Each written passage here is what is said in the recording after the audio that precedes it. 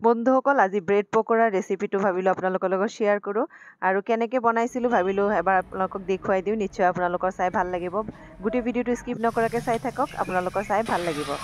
প্ৰথমে কেৰাহীতে তেল অলপ দি পেলাই তাতে পিঁয়াজ অলপ দি দিছোঁ আৰু যিহেতু শীতৰ পাচলি বহুত আছে তাৰে কিছুমান কুটি ল'লোঁ মোৰ ঘৰত যি আছিলে গাজৰ বিন পিঁয়াজ পাত আলু তাৰপিছতে বন্ধাকবি এই গোটেইখিনি একেলগে কুটি কৰি ল'লোঁ আৰু একদম হালধি নিমখ বেলেগ মছলা একদম ব্যৱহাৰ কৰা নাই নমোৱাৰ আগতে অলপ ধনিয়া পাত আৰু কুটি থোৱা জলকীয়া অলপ তাতে দি দিছোঁ আৰু মোৰ ভাজিখিনি একদম হৈ গ'ল এতিয়া ব্ৰেডখিনি মই লৈ লৈছোঁ আৰু ব্ৰেডখিনি মই কেনেকৈ পকোৰাটো বনাওঁ এবাৰ দুটামান বনাই মই আপোনালোকক দেখুৱাই দিছোঁ এয়া মোৰ ভাজিখিনি একদম ৰেডি হৈ গ'ল আৰু বন্ধুসকল এটা বাটিত মই অলপ পানী লৈ লৈছোঁ আৰু এতিয়া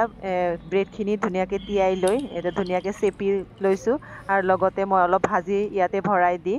ধুনীয়াকৈ লাড্ডু শ্বেপত মই বনাই লৈছোঁ আপোনালোকে যিকোনো শ্বেপতে বনাব পাৰিব এয়া মোৰ হৈ গ'ল আৰু বন্ধুসকল আপোনালোকে ভাজিৰ সলনি আপোনালোকে ইয়াতে আলু পিটিকাও দি পেলাই ব্ৰেড পকোৰা বনাব পাৰে খাই কিন্তু বহুত ধুনীয়া লাগে আৰু এয়া মই দুটামান বনাই দেখুৱাই দিছোঁ আৰু বন্ধুসকল মই আৰু বাকীখিনি মই ধুনীয়াকৈ বনাই লওঁ